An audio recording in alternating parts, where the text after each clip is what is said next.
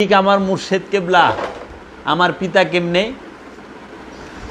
আমি যেরকম আমার বাবার রক্তের থেকে, নুতফার থেকে, বীর্যের থেকে আমার জন্ম, মানে এই দেহটা জন্ম, এই প্রাণটা, এই দেহটা জন্ম, ঠিক যখন আমার মুর্শেদের নূরের থেকে আমি জন্মামু। আমার মুর্শেদ সে জাত নূর, সে প্রকাশিত বিকশিত রূপ, স্বয়ং রব। সেই রবের নূর থেকে যখন আমার এই অপবিত্র নফসটা পবিত্র হইয়া সেও প্রকাশিত এবং বিকশিত হবে, তখনই হুমু আমি তার সন্তান। বন্ডামি সার হয় না? তা এখন বাবা কি? এই যে আমার মেয়েটা, ও আমার বাবা কয়, ও তো শিখাই না বলি, এটা ওর উপলব্ধির বলি না, এটা ওকে শিখাইছি যে আমি তোমার বাবা। ও মানে বাবা আবার কেন কয়? ও সর্বক্ষণ দেখে সবচেয়ে বেশি আমি ওর পাশে, খাইতে লইতে উঠতে বসতে শুইতে আমি পাশে। এখন যেই বাচ্চার পিতা প্রবাসে থাকে, ও তো 10 বছরে বাবার এই চোখে দেখে নাই, কিন্তু ফোন দিলে মায় নেই, এই ললু বাবা, বাবা কো, বাবা কো, বাবা কো, ওই কে না বলি কয় বাবা।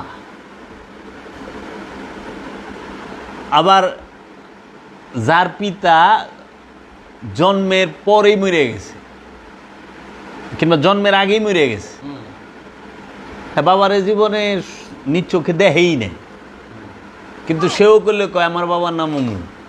এই যে তার একটা ছবি দেখলি, এটা আমার বাবা, তাই না? এখন এই বাবা বলতে কি বুঝি আমরা, কি বুঝায়, আর মা বলতে কি বোঝায়? এখন শুধু লালন পালন করলে কি বাবা হয়?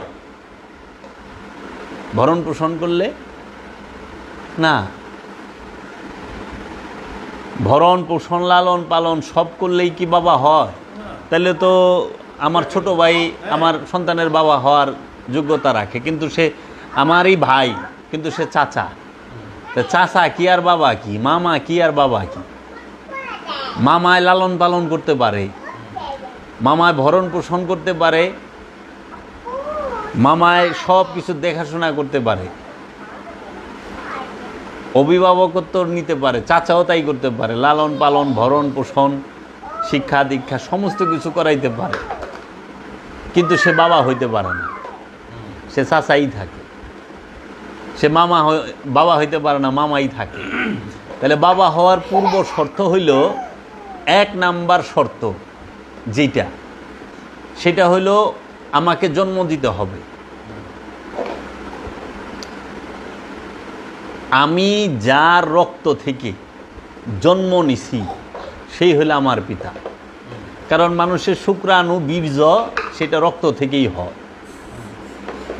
তাহলে ওই রক্তের থেকে আমার জন্ম।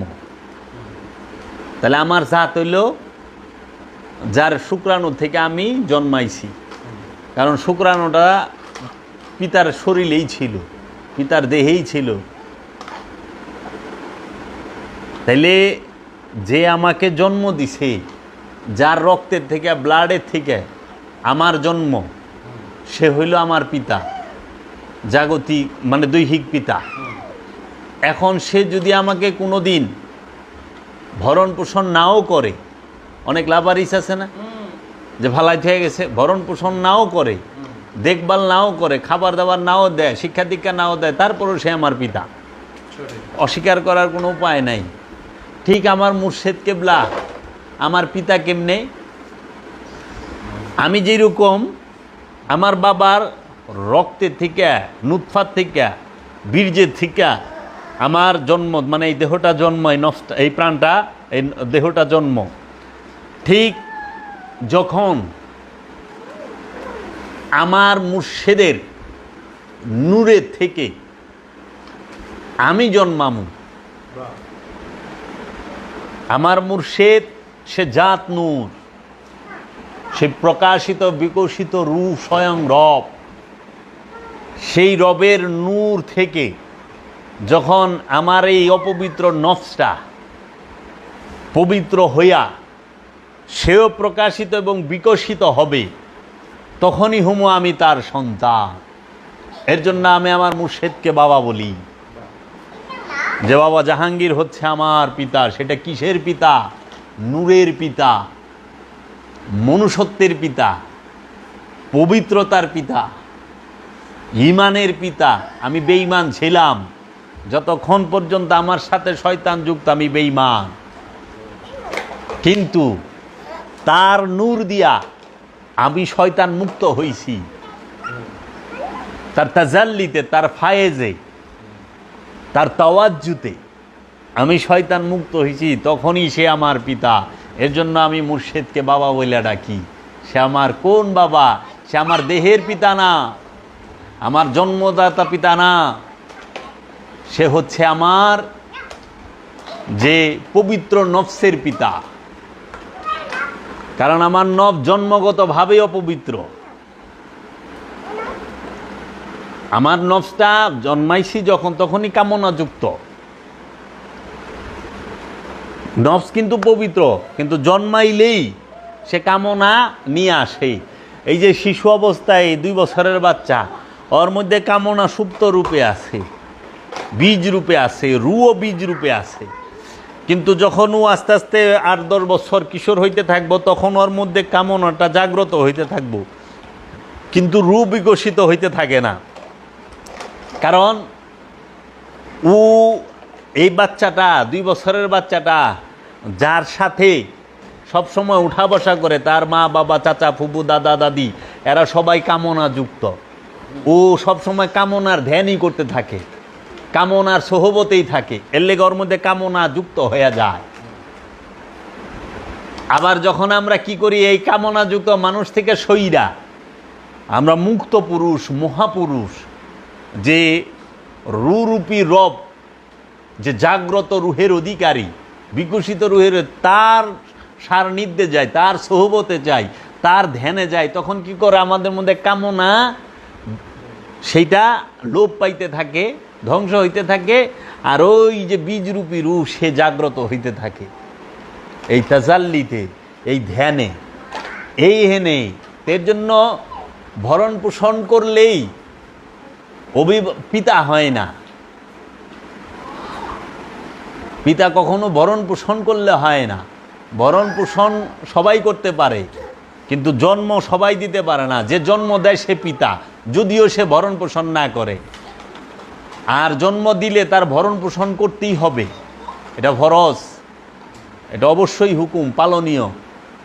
এর জন্য আমি যখন মুরিদ হয়েছি আমার পীরের কাছে, তখন আমি তো তাকে মাইনা নিছি আমার অভিভাবক, আমার গুরু, আমার সব হিসাবে।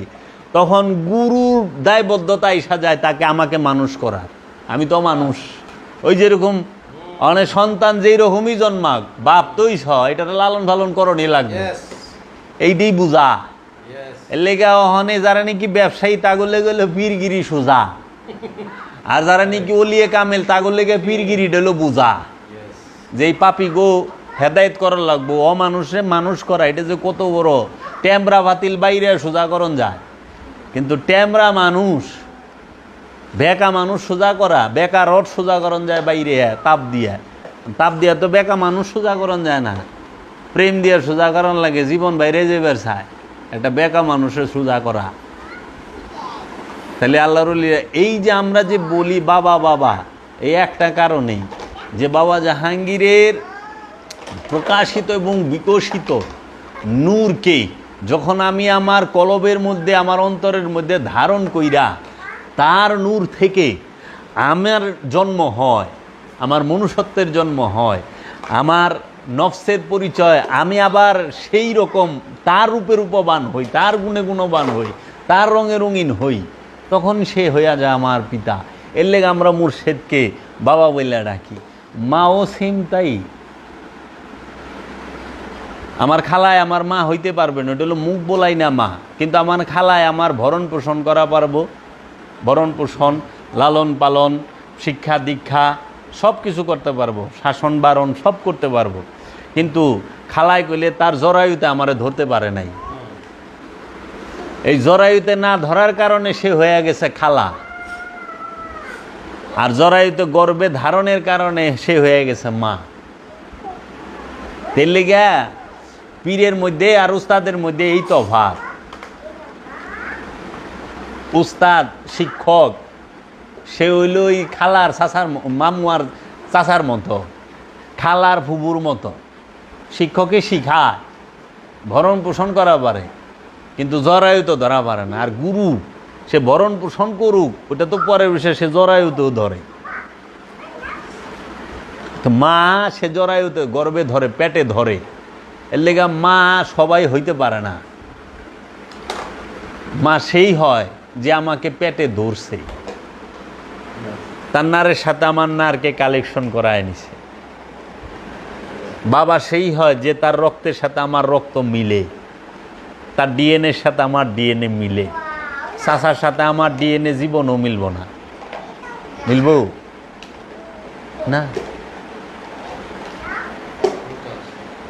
কাছাকাছি যাইবার পারে, 100% মিলব না, চান্সই নেই। তেলিগা ওখানে এই এরা তো বুঝতে পারে না। অলেগা বাপ 8 প্রকার, বাপ 50 প্রকার, বাপ এই এই এই, বাপ ওই ওই ওই, বাপ ওই ওই ওই। ও নিজেই বুঝে না ও বাপ কেমনে হয়েছে। আদি পিতা, ও পিতা তো ও বাপের রহস্য বুঝে না তো, যে বাপ কারাই। হ্যাঁ হ্যাঁ, ইমানের পিতা কে? মহানবী। আচ্ছা, জাতির পিতা কে? ইব্রাহিম নবী। আদি পিতা কে? আদম নবী। বাঙালি জাতির পিতা কে? বঙ্গবন্ধু। তারপরে উকিল পিতা কে? সে হইল আমার হাঙ্গার সময় যে নাকি সাক্ষী দিছে, হ্যাঁ, কলবুলের সময় আসিল। আচ্ছা, তারপরে জন্মদাতা পিতা যে জন্ম দিছে, বুঝেই না পিতা কারে কয়। আদি পিতা দিয়ে আমি ঘাস কাটুম? তুই আদি পিতা আদম হইল কেমনে? আদমের আগেও তো পিতা ছিল, আদমের আগেও পিতা ছিল। আমার আদি পিতা কে? প্রতিটা মানুষ ওই যে কোরআন কইছে বানিয়া ইয়া বানি আদম, এ আদমের সন্তানেরা, আদমের বংশ। আদমকে যে কমপ্লিট ম্যান, ওলিয়ে কামেল, পরিপূর্ণ মানব, একজন রসুল, সেই হচ্ছে আদম। এটা ইন্ডিভিজুয়াল না, একজন না, যে আদম হচ্ছে একজন মহাপুরুষ, কামেল ওলি আল্লাহ, কামেল একজন মহাপুরুষ, একজন আল্লাহর রসুল, সে নিজে আদম। এই আদমের যে নাকি বায়াত হইছে, মুরিদ হইছে, অনুসারী, সে হইল বনি আদম, সে হইল বনি আদম। অনে আদমকে যে মানে নাই, মুরিদ হয় নাই, সে কখনো বনি আদম নেই। লেগে কইছে বনি আদমরা শয়তানের ইবাদত করো না। তো অহন আবু জেহেল কি বনি আদম? আবুল হাব কি বনি আদম? ফেরাউন বনি আদম? নমরুদা বনি আদম? ওরা তো নবী রসুলই মানে নাই। তো ওরাই তো শয়তান, ওরা ফাঁকা শয়তান, বড় শয়তান। এই যে যে সমস্ত মোল্লার দলে অলি আল্লাহ মানে না, অলির কাছে বায়াত না, এটি বড় শয়তান। এই আব্দুল হাব নজদি বড় শয়তান, যে সালাফি, এইখানে বড় শয়তান। এগো কোনো দিনও কয় না তোমরা শয়তানের ইবাদত করো না, ওরা নিজেরাই শয়তান। এটা কইছে হইল যারা নাকি অলি আল্লাহর মুরিদ হইছে, তাকেও কইছে তুই যখন আদমের মুরিদ হইছ, তুই আদমের সন্তান, তুই শয়তানের পায়ের চিহ্ন অনুসরণ করিস না। তুই কি কর? তুই আল্লাহর আনুগত্য এবং রসুলের আনুগত্য কর, রসুলের ইত্তেবা কর, মানে আদমের ইত্তেবা কর। আদম যেটা কই সেটা শুনো। মানে আওলাদ খালি ওই যে নূরের আওলাদের ডেফিনেশন দিবার কর না, যে নূরের আওলাদ কি, ফাইটা যাবো গা। একটা মুখস্থ করা বুলি কয়ে দিলাম, হয়ে গেল। ওহুদের পাহাড় এত কিলোমিটার, ওহুদের পাহাড়ে যা দৌড়ায় না, জিবলাটা দানি বাইরে যাব, তখন সেন্টার পাবো। ওহুদের পাহাড় উঠবার গেলেই খবর হয়ে যাব। দেখেই তো পানি পিয়াস লেগে গেছে। এর কি কর, কি পাহাড়! তাও বলে এখন ছুটো হয়ে গেছে। 1450 বছর আগের কথা।